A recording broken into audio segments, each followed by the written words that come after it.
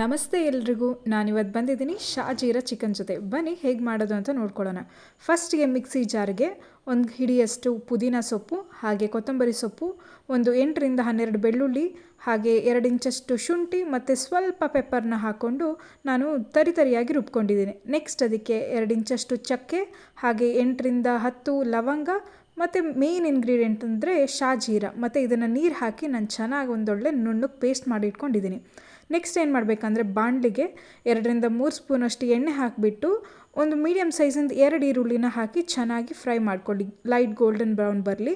Next ಅದಕ್ಕೆ tomato ಹಾಕ್ಕೊಂಡು ಸ್ಮ್ಯಾಶಿ ಆಗೋ ತನಕ ಚೆನ್ನಾಗಿ ಫ್ರೈ ಮಾಡ್ಕೊಳ್ಳಿ. ಇನ್ನೇನು ಟೊಮೆಟೊ ಫ್ರೈ ಆಗ್ತಿದ್ದಂಗೆ ಅದಕ್ಕೆ ಒಂದು ಅರ್ಧ kg ಅಷ್ಟು ಚಿಕನ್ನ ಹಾಗೆ ಉಪ್ಪು ಮತ್ತು ಅರಿಶಿನ ಹಾಕ್ಕೊಂಡು ನಾನು ಹೈ ಫ್ಲೇಮಲ್ಲಿ ಇದನ್ನು ಸಾಟ್ ಮಾಡ್ಕೊಂಡಿದ್ದೀನಿ. ಈ ಹೈ ಫ್ಲೇಮಲ್ಲಿ ಇದು ಸಾಟ್ ಆದಮೇಲೆ ಒಂದು 2 to 3 ಮಿನಿಟ್ಸ್ ಮಾಡ್ಕೊಳ್ಳಿ. ನೆಕ್ಸ್ಟ್ ಇದಕ್ಕೆ 1.5 ಸ್ಪೂನಷ್ಟು ಅಚ್ಕಾರದ ಪುಡಿ ಹಾಗೆ 1.5 ಸ್ಪೂನಷ್ಟು ಧನಿಯಾ ಪುಡಿನ ಕೂಡ ಹಾಕಿ ನಾನು 2 to 3 ಮಿನಿಟ್ಸ್ ಹೈ ಫ್ಲೇಮಲ್ಲೇ ನಾನು ಸಾಟ್ ಮಾಡಿದ್ದೀನಿ. ಇನ್ ಕೇಸ್ ಆಯಿಲ್ ಕಮ್ಮಿ ಆಗಿದೆ ತಾಗ್ತಾ ಇದೆ ಅಂದರೆ ಮೀಡಿಯಂ ಫ್ಲೇಮಲ್ಲಿ ಸಾಟ್ ಮಾಡ್ಕೊಳ್ಳಿ. ನೆಕ್ಸ್ಟ್ ನಾನು ಇದಕ್ಕೆ ರುಬ್ಬಿಟ್ಕೊಂಡಿರೋ ಗ್ರೀನ್ ಕಲರ್ ಮಸಾಲಾನ ಆ್ಯಡ್ ಮಾಡಿ ಹಾಗೆ 2 to 3 ಮಿನಿಟ್ಸ್ ಹೈ ಫ್ಲೇಮಲ್ಲೇ ಸಾಟ್ ಮಾಡ್ತಾ ಇದ್ದೀನಿ.